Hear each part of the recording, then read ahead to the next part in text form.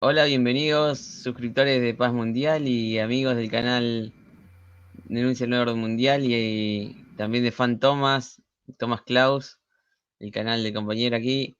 Gracias por seguirnos en esta lectura que se nos había atrasado un poco la semana pasada, pero vamos a seguir adelante hasta terminar el libro, nos queda poco. Y bueno, gracias Thomas por estar aquí, como siempre, firme para acompañarme. Hola Lucas, muchas gracias por haber invitado y hacer el programa de nuevo. Y bueno, saludos a toda la gente que vaya a escuchar las lecturas de este libro. Un abrazo. Bien, hoy nos tocaría el capítulo 10, nos toca, mejor dicho, los arsenales de Saddam. Es el 10º capítulo del libro. Así que vamos a empezar enseguida, si nos va el tiempo, porque acá el compañero tiene otro directo más tarde.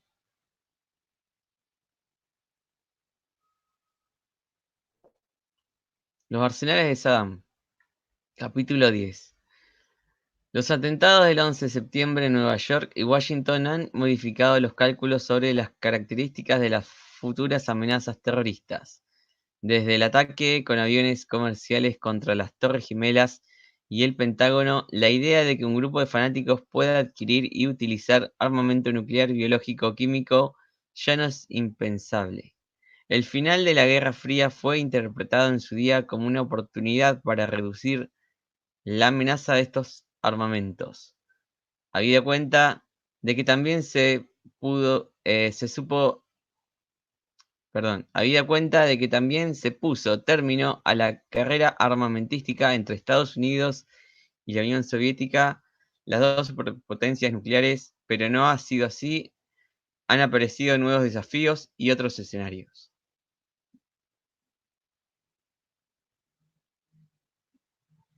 Vamos a acomodar un poco a ver, acá. Ahí que se ve un poco más grande. En los años 60 del siglo pasado, estudiosos de las relaciones internacionales calcularon que al inicio del siglo XXI podría haber unos 40 estados con capacidad para poseer armamentos nucleares. La realidad, la realidad les ha corregido. En el mapa actual solo hay 8 o 9 países, si se incluye a Corea del Norte, que dispone de este tipo de armas. Estados Unidos, Rusia, China, Francia y Gran Bretaña.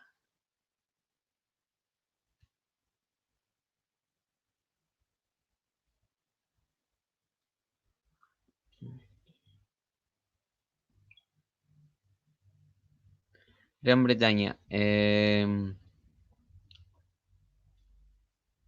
Israel, India y Pakistán. Sudáfrica y 3 antiguos miembros de la Unión Soviética, Bielorrusia, Kazajistán y Ucrania. Han renunciado a tenerla. ¿Se ve afuera todo eso? A ver, sí, afuera se está viendo el libro. Ah, buenísimo. Sudáfrica y 3 amigos miembros de la Unión Soviética, Bielorrusia, Kazajistán y Ucrania han renunciado a tenerlas.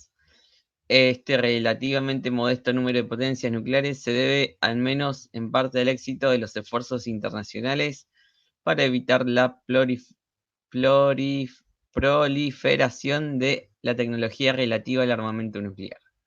A principios del siglo XXI, sin embargo, el avance puede estar en entredicho. Irak, por ejemplo, no tiene la bomba atómica, pero sus esfuerzos por poseerla han subrayado en los últimos años el tamaño de las lagunas existentes en el sistema de control internacional.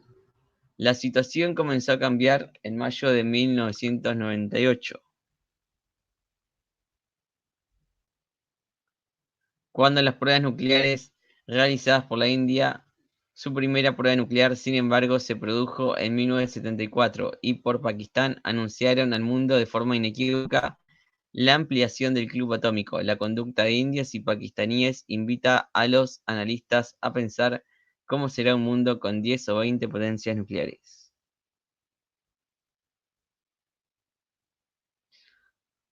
¿Hay alguien en el chat para saludar antes de empezar? No me fijé. A ver. Ah, sí, tenemos compañeros. Yanax, Cletus, Agente Secreto, Conet Gukasvili, saludos. Stefan Fasa, BioG y también seguro Matilde que nos estaban mirando, me dice acá por privado. Saludo a todos ellos entonces. Continuamos. A ver, vamos a ponerla ahí más grande si se ve.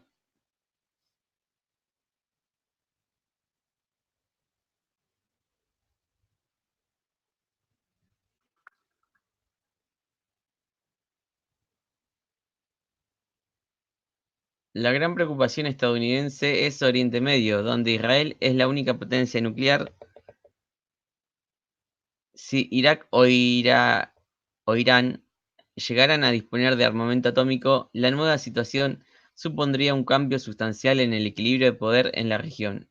Los servicios secretos occidentales siempre han demostrado una particular preocupación por Irak. El servicio de inteligencia alemán, el BND, estimó a principios de 2002 que Irak podría estar en condiciones de construir armas nucleares en el plazo de 3 a 5 años si contaba con ayuda exterior. Todas las potencias nucleares, con la excepción de Estados Unidos y Rusia, utilizan tecnologías procedentes de otros países, de quienes la obtienen o la han obtenido legal o encubiertamente, por lo que el próximo miembro del club nuclear necesitará ayuda exterior. Esta es una de las razones por las que Irak se ha convertido para Estados Unidos e Israel en una prueba contra la proliferación nuclear, dado que Irak no ha ahorrado medios en el pasado para procurarse la necesidad tecnológica. Washington está convencido de que ha continuado actuando así desde su derrota en la Guerra del Golfo, cuando el régimen de Bagdad aceptó en febrero de 1991 los términos del alto al fuego en la Guerra del Golfo. Saddam Hussein se comprometió a desmantelar o inutilizar todo su armamento de destrucción masiva. La prohibición de la ONU se extendió a la fabricación y almacenamiento de 4 tipos de armas: sistema de misiles, químicas, biológicas y nucleares. Pero 7 años después, en diciembre de 1998, los inspectores de la Primera Comisión Especial de la ONU para el Desarme de Irak, la UNSCOM, pusieron fin a sus inspecciones como protesta por las tácticas obstruccionistas de Bagdad. Desde entonces, dicen los expertos estadounidenses, Saddam Hussein ha podido hacer y deshacer a su antojo. El líder iraquí negó a finales de noviembre de 2002, cuando los inspectores regresaron a Irak, que poseyera armamentos de destrucción masiva. Desde 1991, los inspectores de la ONU han supervisado la destrucción de centenares de misiles y cohetes que el régimen iraquí había asegurado que no existían o que habían sido destruidos. Los inspectores han certificado en el último decenio la destrucción de unas 27.000 bombas y obuses químicos e inutilizado 30 cabezas químicas para misiles Scud y unas 600 toneladas de agentes químicos utilizados para la fabricación de gas mostaza, así como unos 1.000 instrumentos susceptibles de ser utilizados en una guerra química. Al-Mutana, el principal complejo de producción y desarrollo de armamento químico, fue prácticamente destruido por la coalición internacional en la guerra de 1991. La instalación fue desmantelada y cerrada cuando aún era perceptible la existencia de gas mostaza. Los inspectores de la ONU también controlaron la destrucción de la planta de armamentos biológicos de Al-Qam en 1996, y un año después de que los oficiales iraquíes admitieran, después de 4 años de reiteradas negativas, su existencia, y el descubrimiento de diversos giroscopios, el principal componente del sistema de guía de un misil, en unas instalaciones próximas a la frontera con Jordania, demostró en 1995 que Bagdad estaba intentando incrementar el radio de acción de sus misiles. Los primeros misiles del ejército iraquí fueron adquiridos a la Unión Soviética en 1973, después de la guerra árabe-israelí del Yom Kippur, en la que el régimen de Saddam Hussein intervino activamente. Eran misiles del tipo Scud, con un alcance máximo de 300 kilómetros, que en breve plazo fueron modificados. La versión se denominó Al-Hussein, para que fueran capaces de superar los 600 kilómetros, un radio de acción que sitúa a Tel Aviv a tiro de Bagdad. Cuando Irán e Irak firmaron el alto al fuego que puso fin a la guerra librada entre 1980 y 1988, los misiles Al-Hussein y el uso de armamento químico fueron considerados por Bagdad como los factores que le había proporcionado la victoria sobre Khomeini.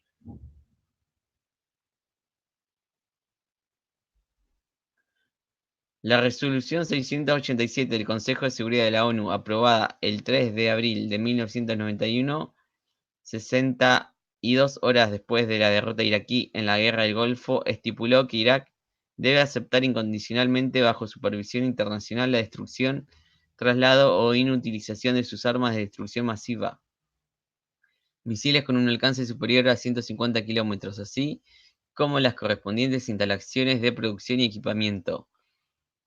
El 6 de abril de 1991, Irak aceptó la resolución 687 y 12 días más tarde permitió el acceso de los inspectores de la ONU a determinadas armas químicas y misiles de largo alcance del tipo Scud y 53 Al-Hussein. Cuando los inspectores de la Comisión Especial de la UNSCOM abandonaron Irak en diciembre de 1998, el informe de la agencia de la ONU afirmó que había localizado y destruido la mayoría de los misiles iraquíes.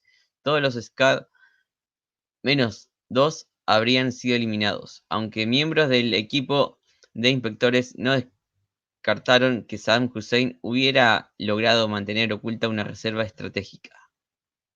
En diciembre de 2002, y a resultas de una filtración periodística del contenido del informe librado por Saddam Hussein sobre sus arsenales, tal y como exigía la resolución 1441, se supo que el régimen baasista había logrado, entre otros objetivos, duplicar el alcance de 400 de sus 819 misiles Scud, merced a la tecnología militar suministrada por unas 80 empresas alemanas desde la década de 1970. El informe de Bagdad, publicado parcialmente por el diario, ¿cómo se pronunciaría esto? ¿Sabes leer alemán, Tomás? Yo alemán no. A ver dónde. Die Tageszeitung, creo que se pronuncia. Bueno, ese diario dice que reveló que las empresas alemanas, entre ellas gigantes industriales como Siemens, de USA o Hochtief, habrían vendido material de alta tecnología a Irak. El régimen de Saddam Hussein utilizó por primera vez armamento químico en 1983 durante la guerra contra Irán. Bagdad temió perder ese año el conflicto que había desencadenado 3 años antes. El régimen teocrático iraní lanzaba sobre el frente un número de tropas que superaba ampliamente a las iraquíes, cuya moral se estaba debilitando. Los iraníes, además de su ventaja numérica, utilizaban con el éxito el lanzamiento de misiles contra objetivos iraquíes. Saddam Hussein decidió entonces utilizar por primera vez armamento químico contra las oleadas de guardias de la revolución iraní. Las fuerzas iraquíes utilizaron gases tóxicos contra los iraníes y posteriormente, en marzo de 1988, contra la población kurda de Halabja o Halabja, Irak, donde habrían perecido unas 5.000 personas Desde entonces, cada intento de privar a Saddam de su arsenal de destrucción masiva solo ha hecho que confirmar su convencimiento de que este armamento le era necesario para mantenerse en el poder. El armamento químico, aunque sin llegar a ser utilizado, también desempeñó un papel significativo en la Guerra del Golfo. En la víspera del desencadenamiento de la Operación Tormenta del Desierto, el secretario de Estado James Baker viajó a Ginebra para reunirse con el viceprimer ministro iraquí Tariq Aziz, a quien hizo entrega de un mensaje del presidente George Bush para Saddam Hussein. La carta contenía la promesa, como relata Baker en sus memorias The Politics of Diplomacy, de que si Irak utilizaba su arsenal químico contra las fuerzas estadounidenses, Estados Unidos respondería con la más dura respuesta posible. Los dirigentes iraquíes captaron el mensaje. Si no empleaban el armamento químico, Bush no les derrocaría el régimen. ¿Puedes continuar, Tomás? Vale, que estamos ahí donde pone la utilización de armamento nunca ha sido reconocido. Ok. Sí. La, Página 100. la utilización de armamento químico nunca ha sido reconocido públicamente. O sea, yo leo y tú vas pasando las páginas o tengo que compartir yo pantalla. Si quieres compartir pantalla, mejor para mí. Pero si Mejor no, te voy para... pasando acá. Pues a ver, voy a compartir pantalla.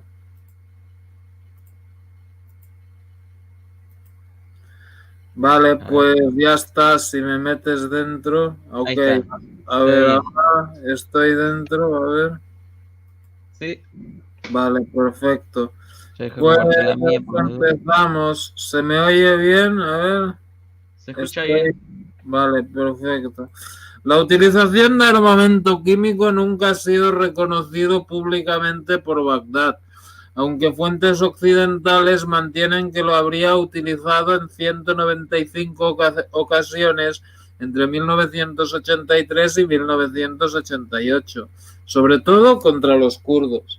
Pero los inspectores de la ONU se retiraron en diciembre de 1998 de Irak sin haber podido establecer exactamente las cantidades de gas nervioso VX, antras o botulinum toxin que causa la muerte por parálisis muscular que seguían en manos del régimen. Dos golpes de suerte, sin embargo, permitieron a los inspectores hacerse una idea de lo que Saddam ha podido estar escondiendo en el último decenio. En una ocasión, los inspectores localizaron documentos sobre la fabricación del gas VX mientras inspeccionaban una instalación de armamento químico. Otra vez dieron con un manojo de documentos al interceptar a dos oficiales iraquíes que transportaban un maletín repleto de papeles en los que se hacía referencia a programas relativos al Antrax. El golpe más afortunado para los inspectores se registró en agosto de 1995, cuando dos yernos de Saddam Hussein, el coronel Hussein Kamel Hassan al-Majid y su hermano Saddam, huyeron a Jordania y se convirtieron en una mina de información. Las revelaciones de Hussein Kamel condujeron a los inspectores hasta una granja donde descubrieron 1,5 millones de páginas sobre los intentos iraquíes de desarrollar armamentos químicos, biológicos y nucleares. Hussein Kamel mostró la cara oculta de la luna a los inspectores internacionales, pero su confesión le costó la vida. Aparentemente perdonados por su suegro, los dos hermanos regresaron 6 meses después a Irak en compañía de sus esposas Ragat, Ragdat y Rana. 3 días más tarde, los dos fueron asesinados en el domicilio de sus padres. Desde entonces, el régimen ha negado por activa y por pasiva que esté desarrollando un programa de armamento biológico. El armamento biológico, aunque no parece ser ideal para usos militares, habida cuenta de que la mayoría precisa bastantes días para ser preparado y tiene una utilización limitada en el campo de batalla, ofrece, sin embargo, la posibilidad letal de extender una enfermedad a través de un virus o una bacteria. Los agentes biológicos pueden desarrollarse en plantas móviles y pequeñas, lo que habría podido permitir a Bagdad hacer completamente opacos sus trabajos. Las sospechas estadounidenses se han basado en informes que hacen referencia que Irak habría sido capaz de reconstruir las plantas que en el pasado estuvieron dedicadas a la producción de armas químicas y biológicas y que fueron destruidas por aviones estadounidenses en 1998. Otra de las preocupaciones estadounidenses se ha centrado en los últimos años en la posibilidad de que los iraquíes pudieran utilizar aviones para atacar con armas biológicas o químicas. En este sentido, se ha señalado a un proyecto denominado Al-Baya, que no fue incluido en las sanciones aprobadas por la ONU. Este proyecto pretendería transformar un avión de fabricación checa en un aparato con pilotaje automático. La administración Bush consideró que este tipo de avión podía transportar armamento en sus alas. Todas las instalaciones aéreas iraquíes fueron bombardeadas en una operación dirigida por Estados Unidos en 1988, aunque fuentes occidentales no han descartado que algunos de los aparatos Al-Baya se salvaran de la quema. El programa nuclear iraquí tiene otra y más larga historia. Los primeros esfuerzos se remontan a los tiempos del proyecto Átomos por la Paz, puesto en marcha en 1956. 6 años después, en 1962, Irak comenzó a construir su primer reactor nuclear, merced a la cooperación de la Unión Soviética, que posteriormente, en 1967, también contribuyó a modernizarlo. Irak firmó el Tratado de No Proliferación Nuclear en 1968 y lo ratificó un año después. Pero en 1971 puso en marcha un plan con el que pretendió sortear los compromisos adquiridos ante la comunidad internacional. En aquel tiempo, el programa nuclear iraquí era responsabilidad de la denominada Comisión de Energía Atómica de Irak, IAEC, según sus siglas en inglés. En realidad, un pequeño departamento integrado dentro del Ministerio de Educación Superior, y su máximo responsable era Khidir Hamza. Las instalaciones se construyeron en Al-Tuwaita, a unos 17 kilómetros al sur de Bagdad. Khidir Hamza, que en 1994 huyó a Estados Unidos, sigue siendo una de las principales fuentes para desentrañar el misterio de la familia nuclear iraquí. Hamza fue abordado a finales de 1971, según su propio relato, por 2 miembros del IAEC, el doctor Moyesser Al-Malla y el nuevo director del Centro de Investigación Nuclear, Husham Sharif, ambos miembros del partido basista. Al-Malla y Sharif pidieron a Hamza que desarrollara un plan para adquirir armamento nuclear. Le aseguraron que el proyecto contaría con la financiación necesaria a través del entonces vicepresidente iraquí y vicepresidente del Consejo de Mando de la Revolución, Saddam Hussein. Hasta entonces, el programa nuclear iraquí había sido poco ambicioso y con limitada financiación, que esencialmente procedía de diversos proyectos de ayuda internacional. Hamza cedió a la tentación de convertirse en el Wernher von Braun de Irak. Presentó un informe de 50 páginas que fue revisado por miembros del Consejo de Mando de la Revolución y aprobado en 1972 por Saddam Hussein, no por el entonces presidente el-Bakr. La parte central del plan de Hamza se basó en la adquisición de un reactor en el extranjero para producir plutonio.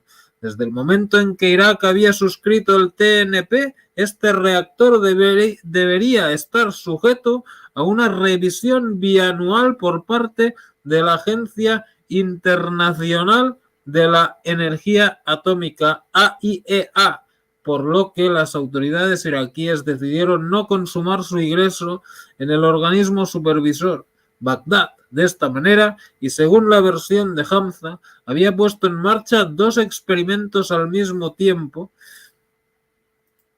uno nuclear y el otro político, destinado a demostrar cómo un régimen puede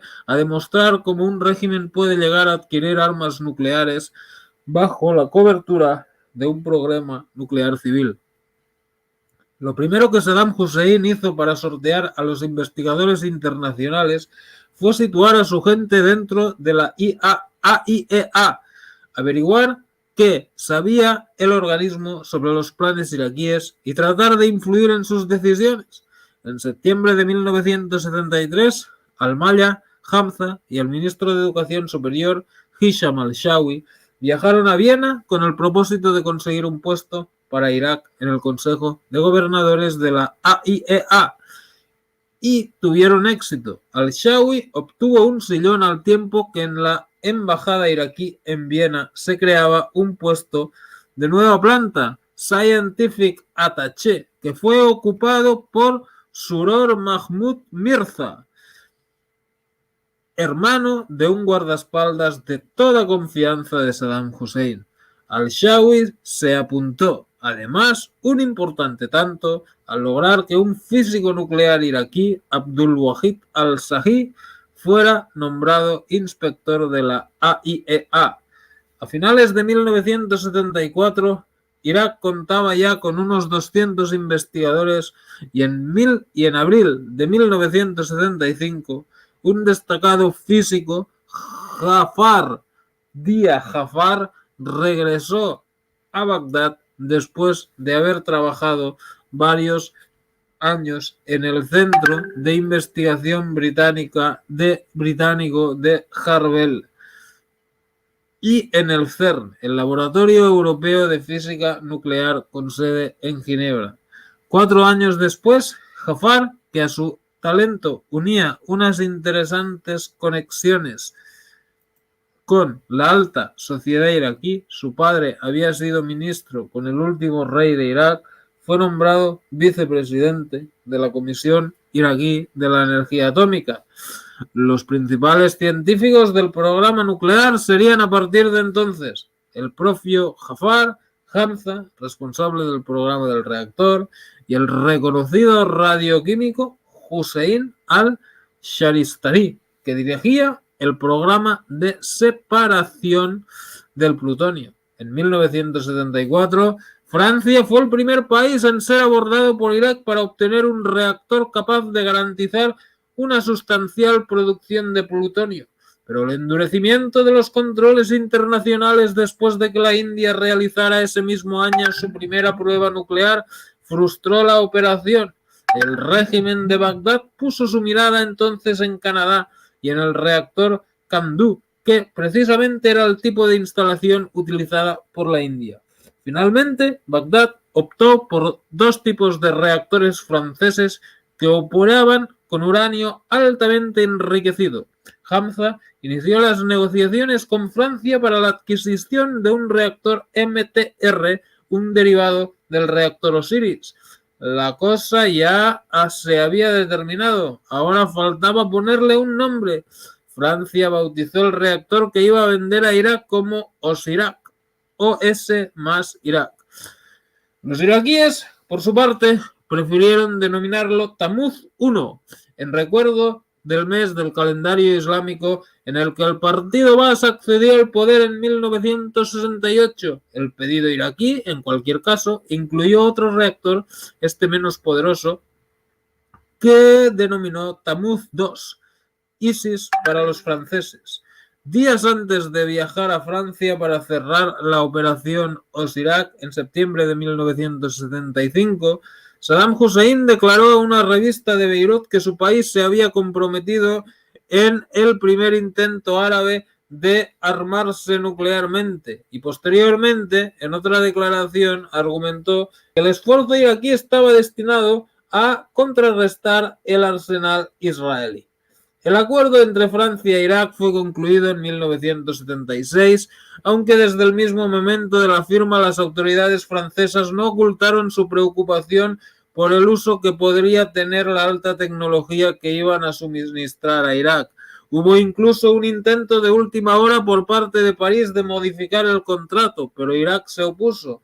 Algunos comentaristas iraquíes subrayaron entonces, para calmar al gobierno francés, que Osirak no sería construido bajo tierra, sino que sería cubierto por una cúpula vulnerable, de lo que cabía inferir que la utilización del reactor sería únicamente de carácter pacífico. Pero Irak presionó a Francia para que construyera otra instalación bajo tierra. París se negó en redondo. La infraestructura de los Irak fue realizada entre 1976 y 1979 y la construcción del reactor, para la que se firmaron contratos con la empresa italiana Snia Technit y la alemana Nukem, entre otras, se inició en 1979. Ese año, en junio, Saddam Hussein consolidó su poder con el derrocamiento de El Bakr. A principios de 1979, Homi Sedna, entonces jefe del programa de armamento nuclear de la India, recibió a un grupo de científicos iraquíes que demostraron un gran interés en la posibilidad de utilizar el plutonio producido en plantas como la que pretendían comprar en la India para la fabricación de armamento nuclear. Sedna nunca ha explicado qué interpretación dio al interés de los científicos iraquíes, pero las especulaciones sobre los propósitos de Bagdad no cayeron en saco roto en Israel. Los acontecimientos... Continúo, toma. ¿Eh? Continúo. Ok. A ver. Compartes pantalla tú, ¿no? Sí, sí. Los acontecimientos no tardaron en precipitarse. En junio de 1979, Saddam Hussein consolidó su poder con la dimisión del presidente El-Bakr y 2 meses después protagonizó una gran purga que costó la vida, entre otros, a 7 científicos y diversos ingenieros. Una vez consumada la limpieza, Saddam Hussein convocó para el 18 de septiembre siguiente una inesperada cumbre en Al-Tubaita, con responsables del programa nuclear, entre ellos Jafar y al-Shahristani. Hamza estaba entonces en el extranjero. El líder máximo, según la versión de Hamza, quería saber cuándo el programa para la fabricación de plutonio estaría listo. Osirak aún tenía por delante mucho camino por recorrer, y al-Shahristani, un chií de origen iraní, encargado del programa de separación del plutonio, fue quien le contestó. Saddam Hussein no quedó satisfecho y ordenó a su arresto. Jafar intercedió por su colega, pero también fue detenido. Al-Shahristani fue condenado a cadena perpetua en la temida cárcel de Abu Ghraib. Abu Ghraib, donde cumplió 11 años de condena. Logró escapar durante la... ¿Eh? Abu Ghraib es la Abu misma Ghraib. de los americanos.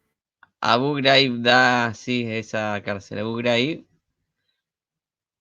donde cumplió 11 años de condena. Logró escapar durante la Guerra del Golfo y se instaló en Londres. Esa es la cárcel que luego fue tan famosa por las atrocidades que hicieron los americanos. El potencial de Osirak fue objeto a partir de entonces de una gran controversia, alimentada en buena parte por los ambiguos resultados de las investigaciones realizadas por la AIEA, a menudo víctima de sus mismos objetivos, que deberían ser complementarios, pero que también resultan a veces contradictorios. Su deseo de promocionar la tecnología nuclear y al mismo tiempo su propósito de regular esta misma tecnología para que no pueda ser utilizada para objetivos militares. La AIEA no resolvió sus dudas, pero Israel no dudó en ningún momento Israel trató de destruir por primera vez los planes nucleares de Irak el 6 de abril de 1979. Las carcasas de 2 reactores estaban almacenadas en una planta de la compañía francesa Constructions Navals et Industrielles de la Mediterránea, en la Seine-sur-Mer, cerca de Toulon, desde donde debían ser embarcadas con destino a las instalaciones de Osirak. En una operación del Mossad, los servicios secretos israelíes, 7 comandos, colocaron 5 cargas explosivas en las carcasas y las detonaron. El programa nuclear iraquí sufrió un retraso de al menos medio año. La mayor parte de los daños causados en las carcasas de los reactores fueron reparados, pero se detectaron otras graves fracturas. El dilema que se planteó los dirigentes iraquíes era reconstruir las carcasas completamente como aconsejaban los técnicos, lo que exigiría 2 años adicionales de trabajo. Se ve todo lo que voy leyendo, ¿no? ¿Fuera? Sí. 2 años adicionales de trabajo. O arriesgarse a una reparación que podría terminar reduciendo el periodo de funcionamiento de la central. Bagdad, que no estaba dispuesto a demorar más sus planes, se inclinó por la última opción. Osirak o Tamuz I siguió así su tortuoso camino, jalonado de sabotajes y asesinatos aparentemente perpetrados por los servicios secretos israelíes, entre otros un ataque a la firma italiana Esnia Techin, que en 1980 suministraba a los iraquíes tecnología para reprocesamiento del plutonio, o el asesinato en junio de 1980 del ingeniero nuclear egipcio Yehia al-Mejjad, contratado por Bagdad. El nombre de Tamuz se corresponde con el de un mes del calendario islámico, pero es anterior al Islam. Su origen se remonta a Dumuzi, dios sumerio de la agricultura, cuyo culto se observó durante 4000 años. Los sumerios conmemoraban la muerte de Dumuzi para asegurar la continuidad de la vida en la tierra, pero los israelíes borraron del mapa a Tamuz I antes de nacer. Al amanecer del 7 de junio de 1981, 8 F-16 Falcons y 6 F-15 Eagles, que les proporcionaban cobertura, emprendieron una de las misiones más osadas de la historia de las Fuerzas Aéreas de Israel. Volando a baja altura a través de los espacios aéreos de Jordania, Arabia Saudí e Irak, alcanzaron Al-Tubaita en apenas una hora.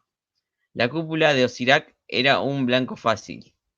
En 80 segundos, los pilotos israelíes dejaron caer 13 bombas sobre la central. Solo una pareció errar el tiro. El reactor resultó triturado y el edificio se derrumbó como un castillo de naipes.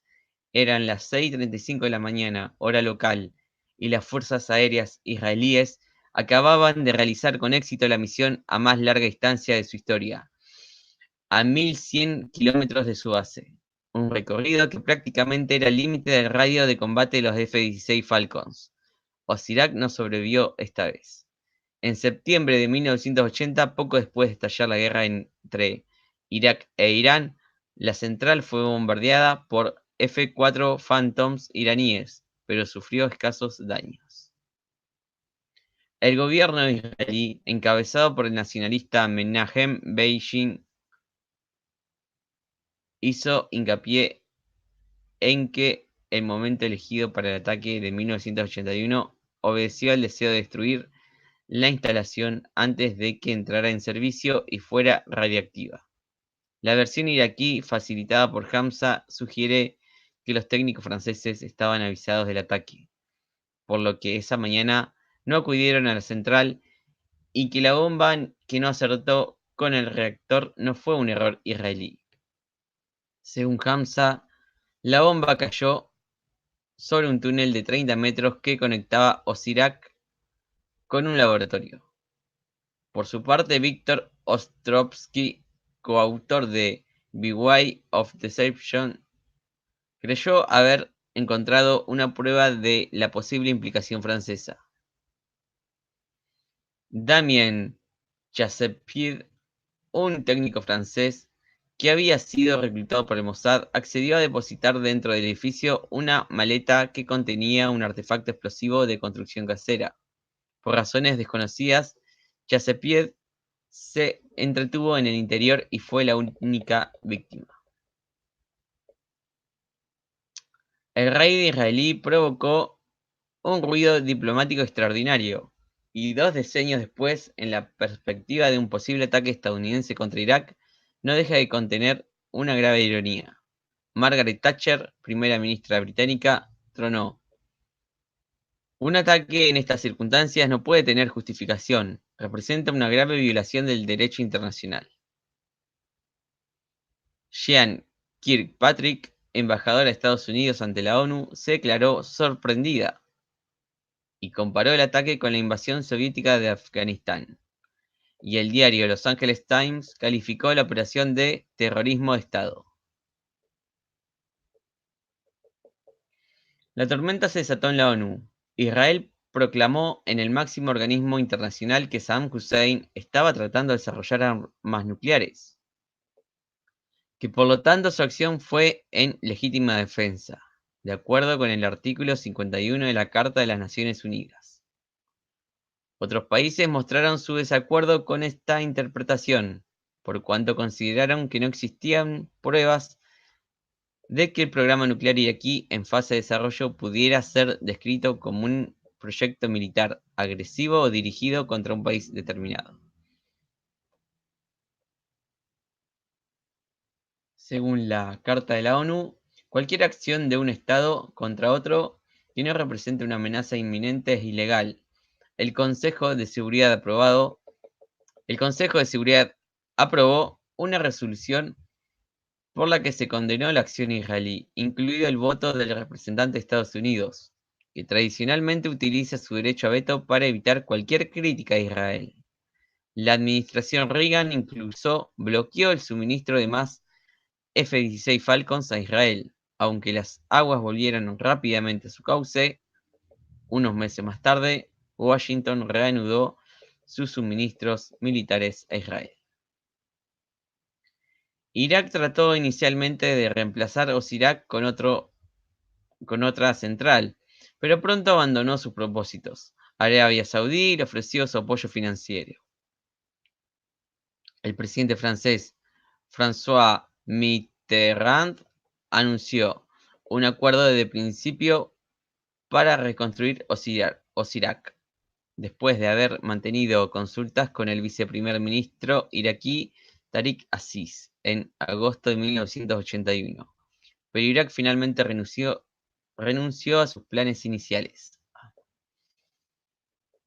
Aunque nunca dio una explicación satisfactoria, la primera vez que el armamento iraquí de destrucción masiva volvería a ser motivo de discusión internacional fue durante la guerra contra el Irán del Ayatollah Khomeini.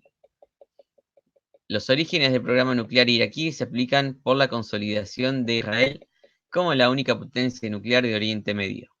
Los primeros misiles Scud fueron adquiridos por Bagdad después de la Guerra Árabe-Israelí de 1973 y del desarrollo de las primeras armas nucleares por parte de Israel. En este contexto, la destrucción del reactor nuclear de Osirak hizo retroceder varios años a los esfuerzos iraquíes, pero también estimuló su resolución a dotarse de armas químicas para compensar la superioridad nuclear israelí.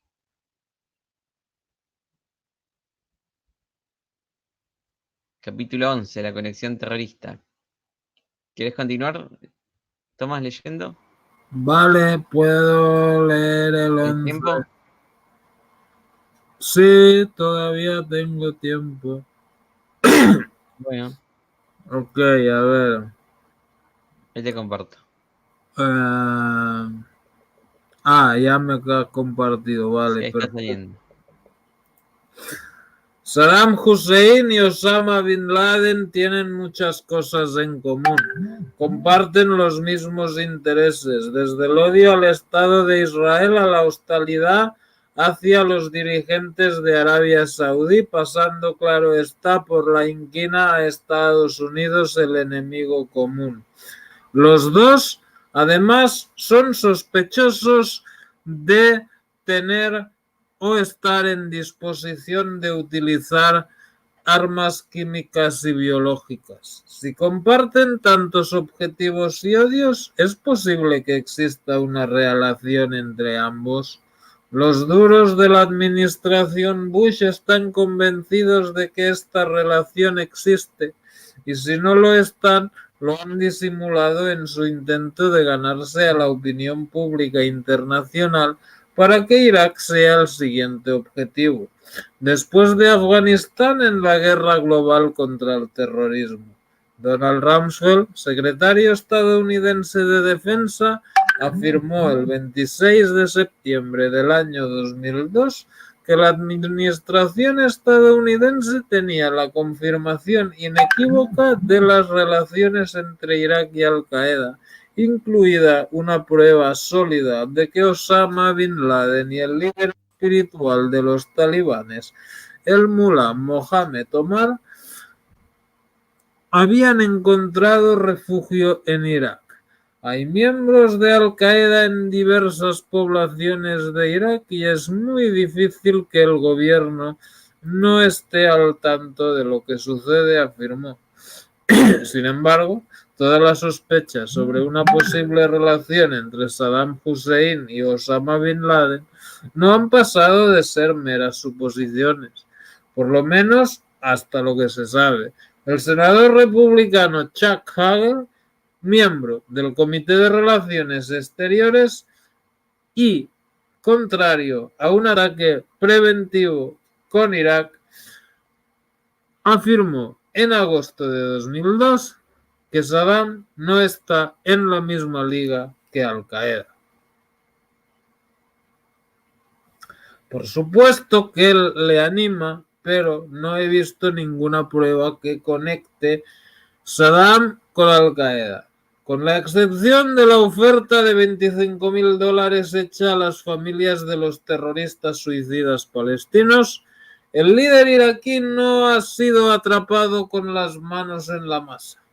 Los que señalan con el dedo a Saddam Hussein creen haber encontrado el eslabón perdido en la organización extremista Ansar al-Islam, grupo kurdo que ha adoptado diversas formas desde la década de 1990, cuando su líder, un clérigo musulmán llamado Najmuddin Fatah Mullah Krekar, es su nombre de guerra, se inspiró en los mujahidines afganos para desencadenar una revuelta contra dos grupos rivales en el Kurdistán iraquí. De Krekar se sospecha que podría ser el enlace entre Saddam y Bin Laden, algunos de cuyos seguidores, según fuentes estadounidenses, habrían sido reclutados en los campamentos de Ansar al-Islam en el norte de Kurdistán, fuera del control de Bagdad. William Safire, columnista ultraconservador del The New York Times, escribió a mediados de 2002 que Saddam Hussein dirigía en secreto el grupo Ansar al-Islam, acusación que el sector duro de la administración Bush recibió con alivio, aunque la pistola humeante siguió sin ser presentada. La pista que con mayor atención ha rastreado la administración Bush es la que podría relacionar al régimen de Bagdad con el terrorista que dirigió los atentados del 11 de septiembre en Nueva York y Washington. Según una declaración a la prensa londinense realizada 2 meses después del 11 de septiembre por James Woolsey, antiguo director de la CIA, Mohamed Atta, a quien se supone que era el jefe de los terroristas del 11 de septiembre, se entrevistó en abril del año 2001 con un agente iraquí, Ahmad Khalil Ibrahim Samir Alani, en Praga. Los servicios de inteligencia checos desmintieron la información, pero días después la dieron por buena. The New York Times tomó nota, pero escribió: no está claro qué les ha llevado a revisar sus conclusiones iniciales. Las investigaciones posteriores sobre el encuentro de Praga no han sido concluyentes. Tanto el FBI como la CIA pusieron en entredicho esta información, por cuanto, según sus investigaciones, Atta se encontraba en Florida 2 días antes de la supuesta reunión en la capital checa y no hay ningún indicio de que el terrorista saliera de Estados Unidos por aquellas fechas. El presidente checo, Václav Havel, informó a la administración Bush, según The New York Times, que no tenía pruebas de que el encuentro se hubiera celebrado. Y el enredo aún se complicó más con el posterior mentis oficial checo de que Havel hubiera hablado con Bush sobre el asunto. A principios de septiembre de 2002, el semanario estadounidense Time reveló que el subsecretario de Defensa Paul Wolfowitz se entrevistó con el ayudante del director de la agencia antiterrorista del FBI, Pat Damuro, para interesarse una vez más sobre el informe de los servicios checos. Diversos oficiales que asistieron al encuentro negaron que Wolfowitz, un jefe de fila de los duros de la administración, hubiera presionado para que la agencia confirmara la entrevista de Praga, pero fuentes del FBI, según Time, confirmaron que el hombre del Pentágono había intentado persuadir a la agencia para que aceptara que las informaciones sobre Praga podrían ser al menos posibles. Otra fuente inagotable de acusaciones contra Saddam Hussein procede de la disidencia iraquí. Mohamed Mansour Shahab, un mercenario detenido por la oposición kurda, reveló que oficiales iraquíes le pagaron para que suministrara al régimen talibán una serie de refrigeradores preparados para contener armas químicas o biológicas. Pero los servicios secretos estadounidenses tampoco pudieron confirmar esta información. Otro desertor, antiguo miembro del servicio secreto iraquí, declaró a la revista Vanity Fair que Uday, hijo de Saddam, controla un grupo de 1.200 hombres denominado Al-Qarea, que se entrena para atacar contra intereses estadounidenses. Expertos en la lucha antiterrorista se mostraron igualmente escépticos. Un oficial estadounidense, según Time, afirmó que Al-Qarea es un grupo de hombres disfrazados de activistas para impresionar a su padre. El pasado, sin embargo, juega contra Saddam Hussein. Mucho antes del 11 de septiembre, el título de terrorista más buscado del mundo correspondía a Abu Nidal, nombre de guerra de Sabri al-Banna, un palestino a quien el Departamento de Estado responsabiliza de 900 asesinatos en 20 países de 1974 a 2002, cuando murió en circunstancias no aclaradas en Bagdad, donde había hallado refugio. Abu Nidal, un palestino que a los 11 años se vio obligado a huir de su ciudad natal Jaffa, hoy parte de Israel, ante el avance de las fuerzas israelíes en la guerra de 1948, rompió con Yasser Arafat en 1974 y ese mismo año formó su propio grupo revolucionario conocido como Organización Abu Nidal o también como Consejo Revolucionario Fatah, cuya primera acción terrorista fue la voladura de un avión de la TWA TUA que cubría el trayecto Atenas-Roma con 88 personas a bordo.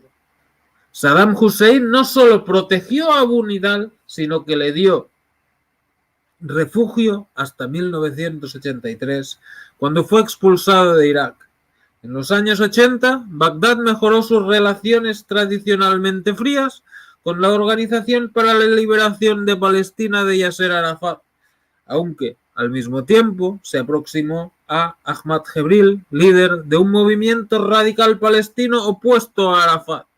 Jibril se instaló en Bagdad a pesar de que sus principales aliados eran los regímenes de Damasco y Teherán, entonces enemigos jurados de Saddam Hussein. Abu Nidal rompió con su principal protector, el coronel libio Muammar Gaddafi, en 1998 y al año siguiente regresó a Bagdad. 3 años después, en agosto de 2002, Abu Nidal apareció muerto en su residencia de la capital iraquí. Según la versión del régimen de Saddam Hussein, el terrorista se suicidó de un disparo en la cabeza cuando iba a ser detenido bajo la acusación de espionaje a favor de un país árabe no identificado. Según sus seguidores, Abu Nidal falleció acribillado. Todo parece indicar que el terrorista murió a manos de los servicios secretos iraquíes cuando los esfuerzos de Washington se multiplicaban para dar con el eslabón perdido entre Saddam Hussein y el terrorismo internacional. El régimen de Saddam Hussein apoyó a los hermanos musulmanes de Siria a finales de los años 70 y principios de los 80, cuando el régimen basista de Damasco, rival de Bagdad, los persiguió. Este respaldo a los hermanos musulmanes hizo que Irak figurara en la primera lista de países patrocinadores del terrorismo elaborado en 1979 por el Departamento de Estado. Pero 3 años después, una vez que Irak había invadido Irán, entonces la principal obsesión de Washington, la administración Reagan, retiró a Saddam de la lista negra, con lo que pudo recibir créditos y ayudas estadounidenses. El régimen de Saddam Hussein también es acusado por la administración Bush de haber intentado asesinar a George Bush en 1993 mientras visitaba Kuwait. En la víspera de la llegada del entonces expresidente, las fuerzas de seguridad kuwaitíes detuvieron a 17 personas que fueron acusadas de poseer armas. Los servicios de inteligencia estadounidenses concluyeron que los explosivos requisados eran del mismo tipo que los utilizados por los iraquíes en otras operaciones y revelaron que habían interceptado llamadas telefónicas entre el grupo y Bagdad. La respuesta de la administración del demócrata Bill Clinton fue el disparo contra Irak de diversos misiles crucero. La intentona fallida de Kuwait habría sido la última acción iraquí contra objetivos estadounidenses, según admitieron fuentes oficiales a mediados del año 2002. Otro frente iraquí vigilado estrechamente por Estados Unidos ha sido en los últimos años el diplomático, siempre sospechoso de estar implicado en acciones contra los disidentes de Saddam Hussein o de realizar otras operaciones encubiertas. A mediados del decenio de 1990, científicos iraquíes fueron enviados a Sudán, entonces la base de Osama Bin Laden, pero fuentes oficiales estadounidenses no han podido demostrar que existieran contactos directos con Al-Qaeda. A principios de 1998, cuando los movimientos de la organización de Bin Laden ya obsesionaban a Washington, Richard Clark, coordinador de la lucha antiterrorista del Consejo Nacional de Seguridad, ordenó un seguimiento de las actividades iraquíes en el exterior, aunque tampoco se hallaron pruebas concluyentes de una relación directa con Al-Qaeda. 3 meses después de tomar posesión, en enero de 2001, altos funcionarios de la administración Bush celebraron una reunión para tratar sobre las posibles relaciones entre Irak y Al-Qaeda. En el encuentro, Paul Wolfowitz, subsecretario de Defensa, preguntó a Clark si tenía pruebas de la conexión. Clark dijo que no, según manifestó después un oficial que participó en la reunión. ¿Quieres que continúe en el 12? Bueno, pues no sé.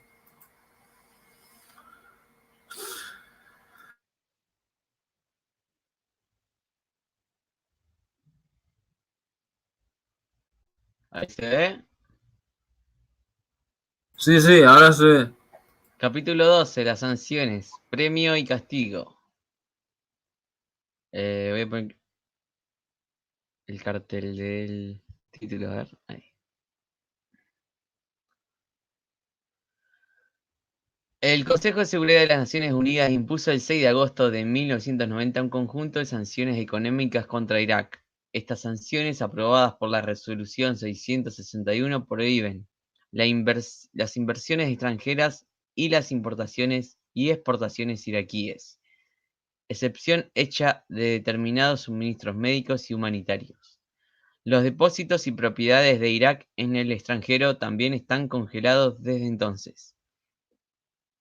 La Resolución 986, 12 de abril de 1995, introdujo posteriormente otras salvedades, entre ellas la posibilidad de exportar petróleo a cambio de suministros humanitarios, oil for food, petróleo por alimentos, pero los efectos de las sanciones sobre la población, así como su ineficacia a la hora de doblegar al régimen iraquí, provocaron fuertes críticas internacionales en el diseño transcurrido. Las sanciones, según fueron redefinidas por la Resolución 687 aprobada el 3 de abril de 1991, han perseguido diversos objetivos. Han pretendido eliminar el armamento iraquí de destrucción masiva, facilitar la liberación de los prisioneros de la guerra de 1991 y poner fin a cualquier relación de Bagdad con el terrorismo. La resolución también estableció las reparaciones de guerra impuestas al régimen de Saddam Hussein, unos objetivos, en definitiva, que menos de 2 meses después de la expulsión de las tropas iraquíes de Kuwait, contaban con un amplio apoyo internacional.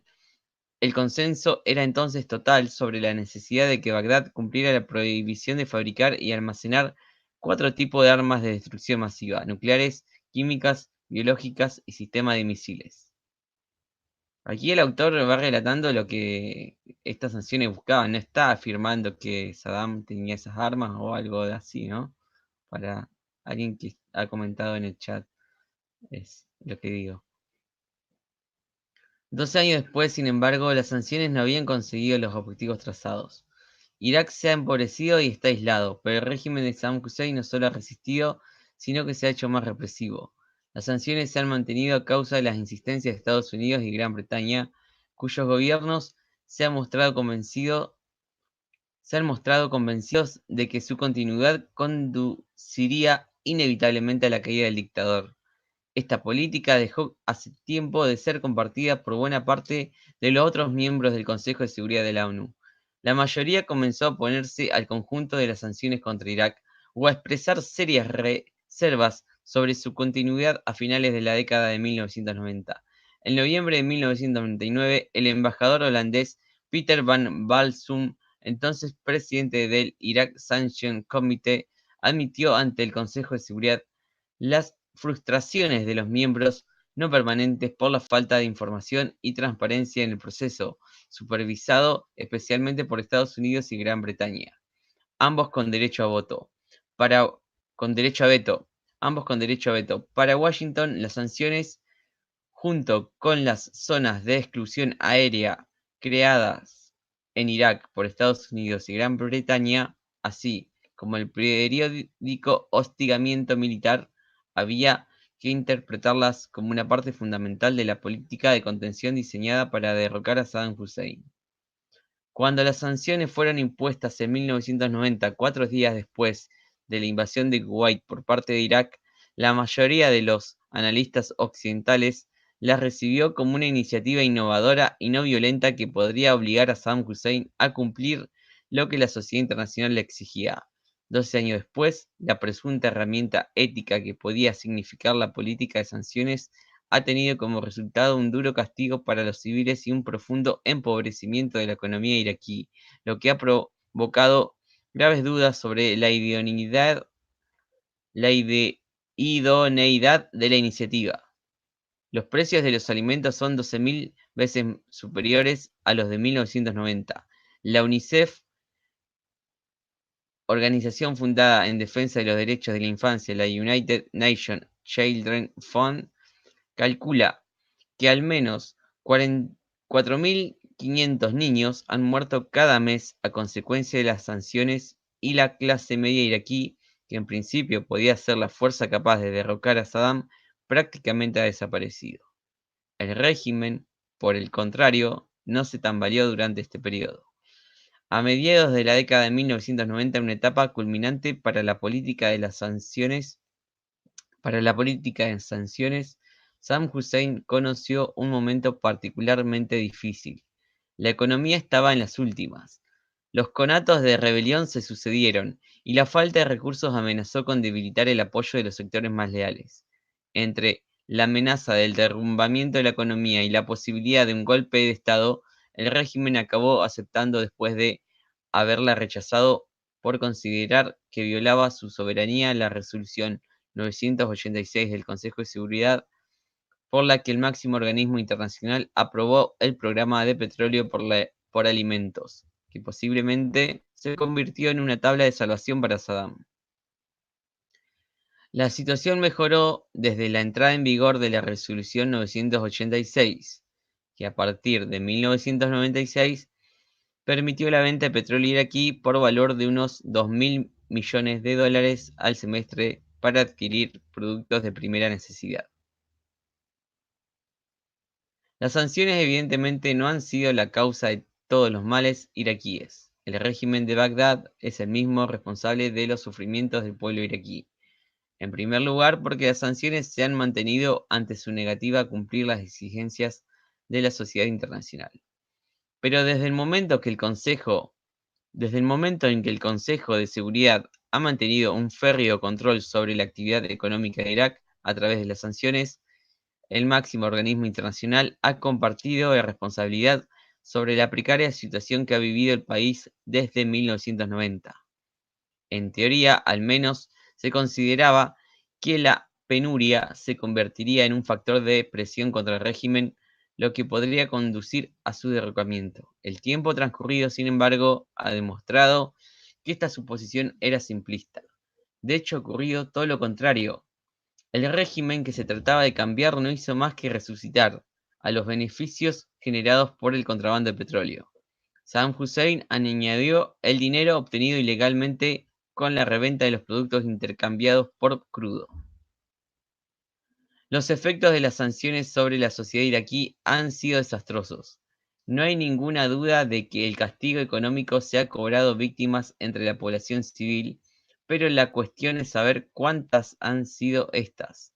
UNICEF, en un estudio realizado en colaboración con el Ministerio Iraquí de Sanidad, ha calculado que la cifra de niños menores de 5 años muertos entre 1991 y 1998 superó en unos 500.000 a las estadísticas de años anteriores. UNICEF partió de la base que le suministraron los índices de mortalidad de un periodo previo a las sanciones. En 1996, la Organización Mundial de la Salud hizo público otro informe sobre la situación en Irak entre 1989 y 1994 y comentó: comparando los niveles de mortalidad infantil y de mortalidad de los niños menores de 5 años durante el periodo anterior a la guerra entre 1988 y 1989 con los del periodo de las sanciones desde 1990, está claro que los índices de mortalidad infantil se han duplicado y que los índices de mortalidad entre los niños menores de 5 años se han multiplicado por 6. Richard Garfield, profesor de la Universidad de Columbia de Nueva York, también ha realizado un estudio sobre las víctimas provocadas por las sanciones. Al contrario que UNICEF, Garfield minimizó las estadísticas suministradas por las autoridades iraquíes, pero concluyó que el número de niños menores de 5 años muertos entre 1991 y 1998 podría ser superior en unos 100.000 a los registrados en los 7 años anteriores. Tanto en el estudio del profesor Garfield como en el caso de UNICEF, las causas de todas las muertes contabilizadas no fueron adjudicadas directamente a las sanciones, pero los dos informes señalan a las sanciones económicas como la primera causa. Habida cuenta de su impacto en alimentos, medicinas, agua y otros factores relacionados con la sanidad. En 1996, la periodista Leslie Stahl del programa de televisión 60 Minutes o 60 minutos, preguntó a Madeleine Albright, entonces embajadora de Estados Unidos ante la ONU. Hemos oído que medio millón de niños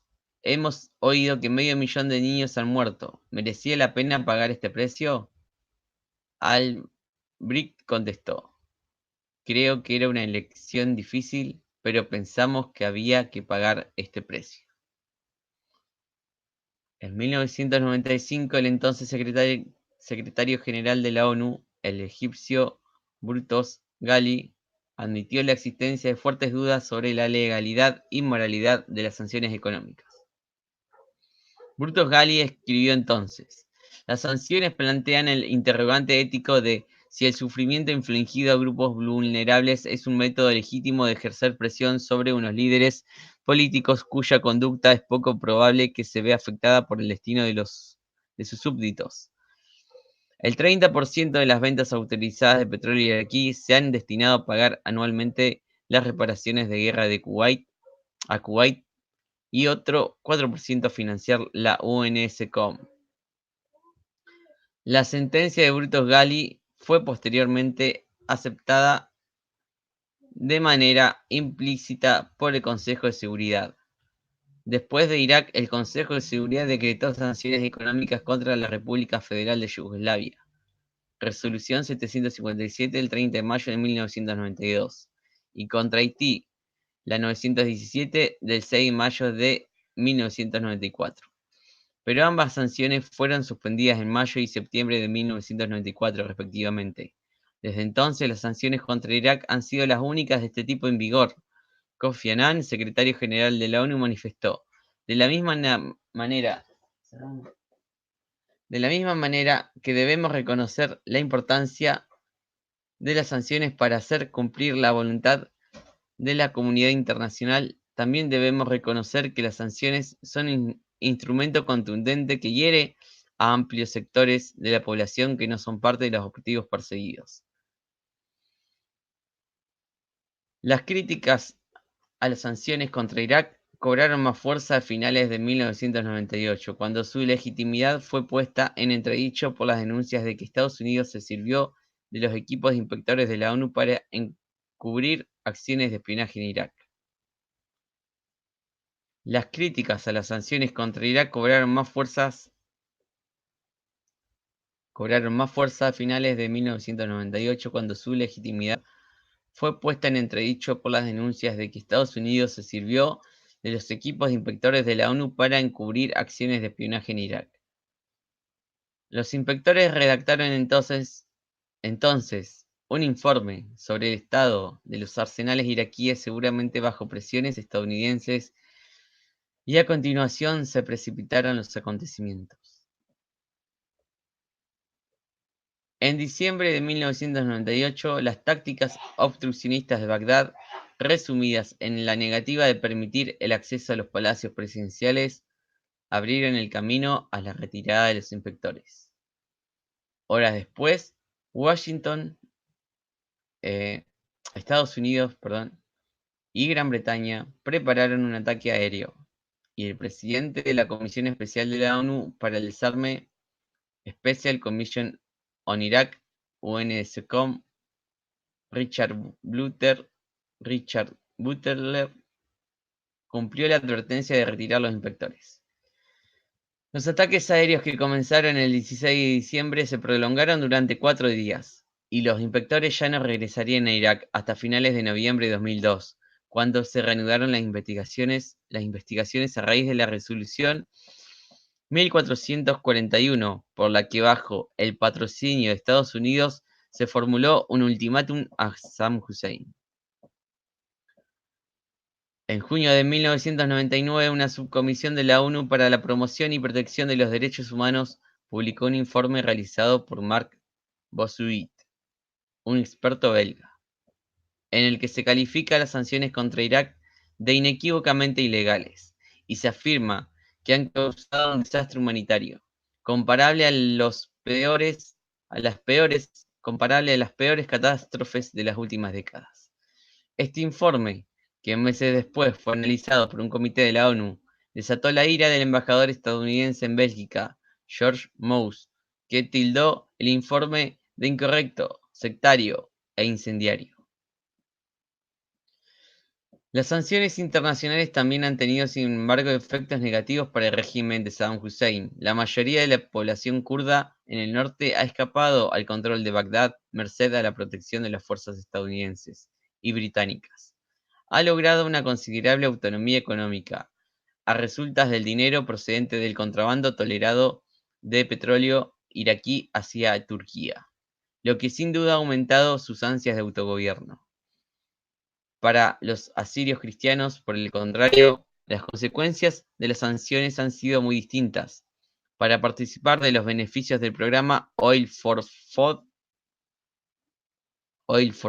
en el norte de Irak, una región que se reparte en los partidos kurdos y el régimen de Saddam Hussein, los asirios como los turcomanos han debido renunciar a su identidad en los documentos oficiales y registrarse como árabes o kurdos, los grupos étnicos conocidos, y si no lo han hecho, han sido discriminados.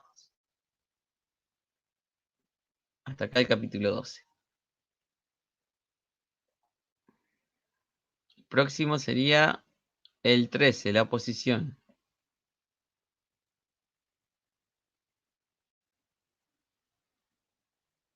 Bueno, Tomás, ¿quieres continuar o ya terminamos Esto acá?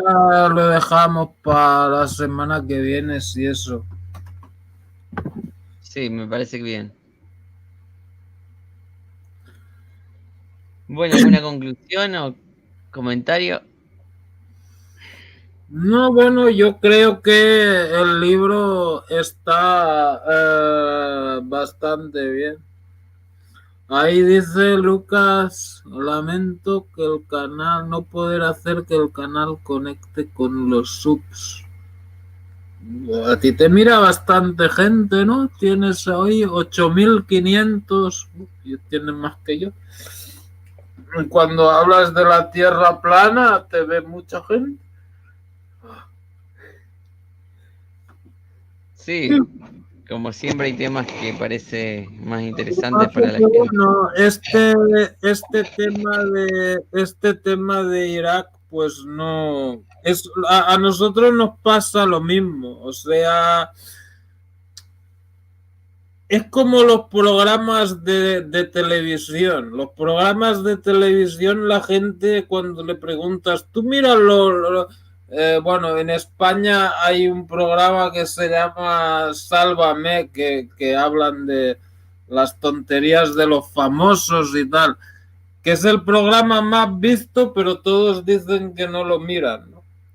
En Internet es lo mismo, o sea, eh, si hablas de un tío que... Hablas de un tipo que dice yo me fui de excursión a Marte y tuve una novia reptiliana y hemos tenido un hijo con 3 cabezas, entonces te miran te, te miran 300 personas. En cambio les hablas de esto de la guerra en Siria y tal, y bueno, te miran 30, 40 personas, ¿no? O sea, la gente critica las cosas, pero al final es lo que quieren ver. O sea, cosas raras o cosas sensacionalistas o cosas de salseos, ¿no? Sí, sí, como que para distraerse un rato parece que quieren ellos, ¿no? Sí, o Cuando sea, le hablas mucho de la realidad de un país, ya les molesta, parece que no. O la historia de un país no es no que les les interesa. moleste, no es que les moleste, o sea, tú puedes hablar de No, la historia, puedes hacer un canal de no les historia llama la atención. 24 horas si quieres, lo que pasa es que no, la gente no lo mira.